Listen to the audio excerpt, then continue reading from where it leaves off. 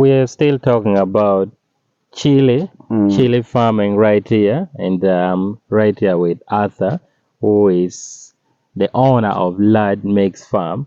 This is actually amazing information if you're interested in doing chili farming right here in northern Uganda. You know, he's saying you can do it because it can grow here.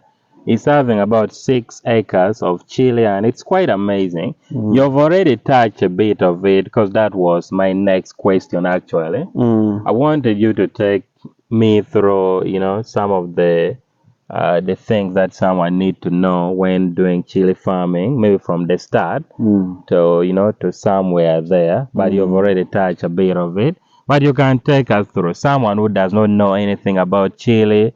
Where do you start from, for you to get some good chili? Yeah. Thank you so much, Charles, for that question, because then I can be able to give you step by step. Yes. First, you need to identify the variety you're going to plant. You can only identify the variety once you talk to the exporting companies. They'll tell you the variety they prefer for you to grow because that's what the market is demanding. Yeah. When you do get that, some of these companies have the seed. They'll be able to give you, and you go and you propagate. Yeah. Others, they'll refer you to some companies that sell some of these seeds. Yeah. You'll be able to go and buy, and then you set up your nursery bed. But as you set up your nursery bed, make sure that you operate and open up the soils. They have to be very loose soils, well prepared gardens, because chili does not like weeds. If you try and see here, we've tried as much as possible to avoid a lot of weeds, Yeah, true. creating some kind of competition with the chili. Yeah. And so the garden has to be weed free if you are going to, because if you leave the weeds to be grown, say like this one which they left out accidentally, as you try to remove it, there is a way it can create friction on the chili, and then cut it and create a line. Yeah. Once it has that blemish, the exporting company will sort it out. So there is a lot of sorting. Yeah. But to let you know that once you have the chili and you've planted it well, you need to get in touch with the agronomist of that particular company, who will come and supervise you. Yeah. And come and look at the garden. See the agronomic practices you're using, the challenges or gaps that are there, and advise you accordingly. When you're about to start harvesting, they actually make sure that they come and visit you on the farm, including once they feel that it is beginning to bring fruit of this size, they now go back and they recommend a government inspector to come and look at it. They want to ensure that what is coming from this particular garden is going when it is healthy enough to be consumed. Yeah. Otherwise, they don't want a certain product to tarnish the image of the country when you export something that is below standard.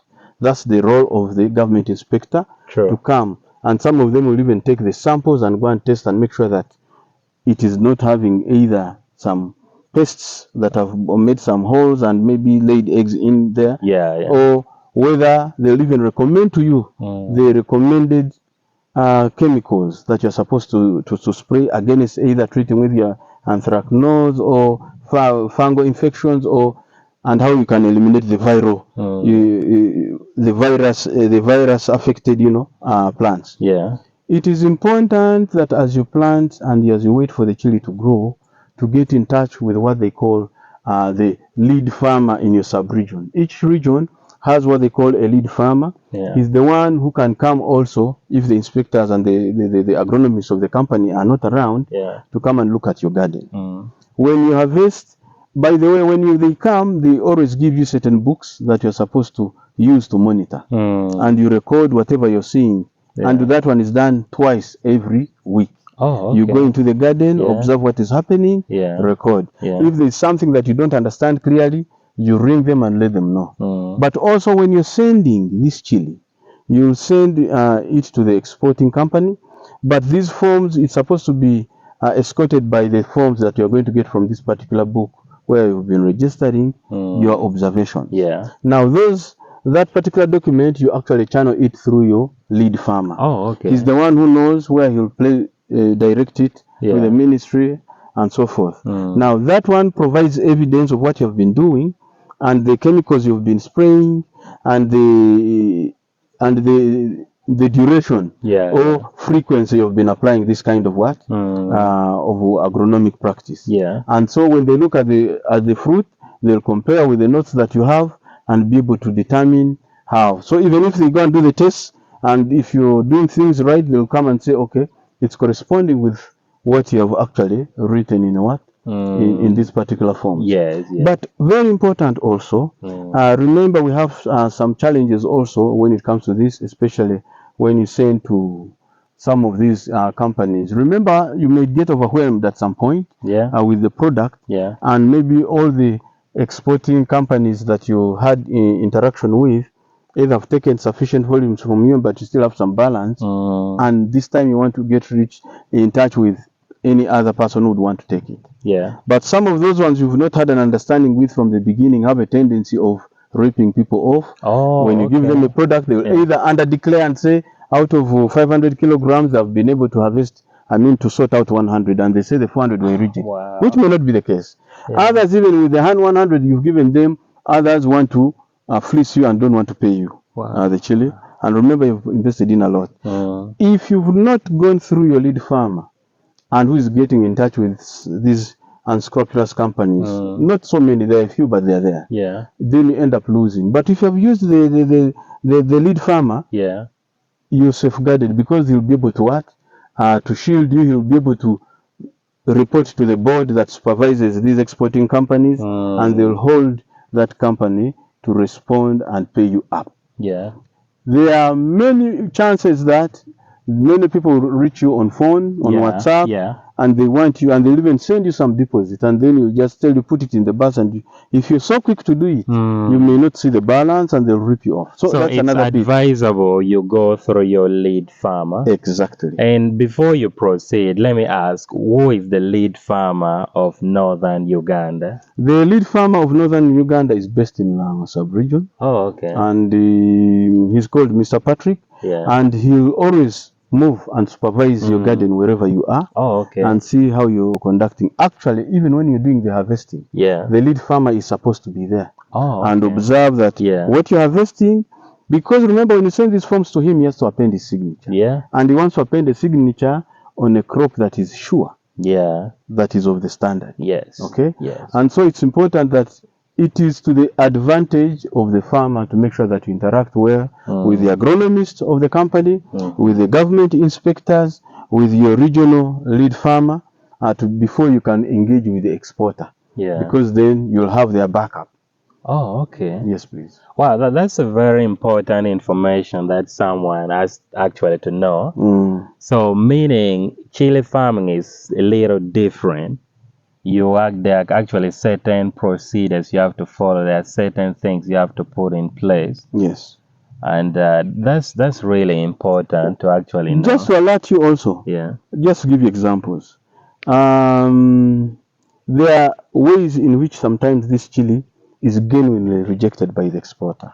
He might tell you that I want green chili. Yes, you choose green chili, but some of these chilies you find that if you've taken more than 2 weeks before harvesting, it's getting hardened, it's getting more or less, trying to ripen. Once you see it turning more green, and before it turns red, then you just know that that particular chili is too mature.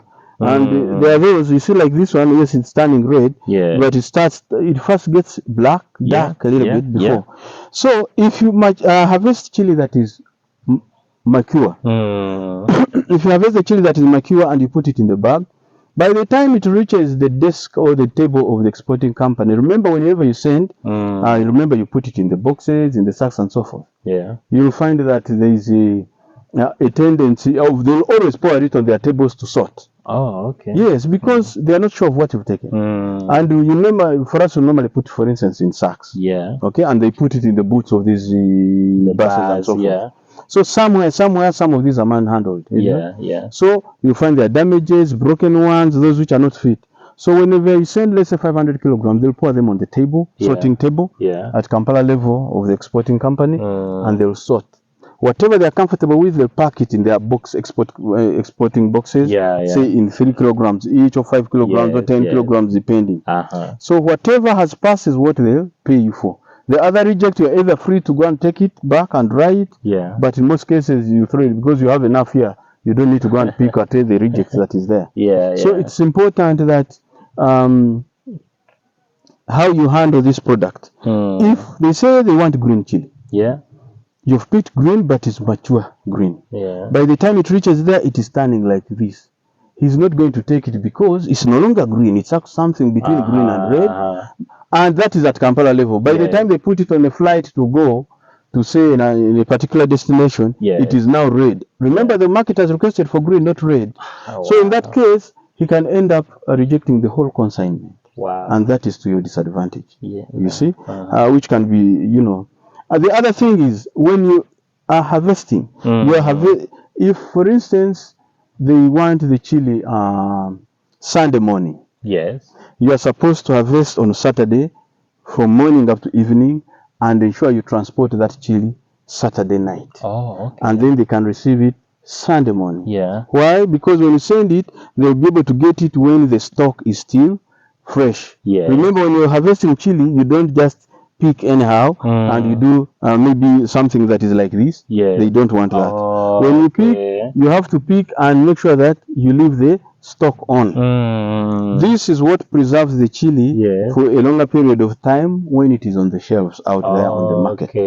So sometimes if you pick chili and you send it and the stock is already withering, shrinking and drying off, even if it is green and looking nice, they'll reject the whole chili because the market out there wants this when it is still fresh. So that's another case. And we have had both cases where our chilies have been rejected over a time. You take it and it is rejected. And so it becomes a learning, you know, experience for ourselves as we try to improve.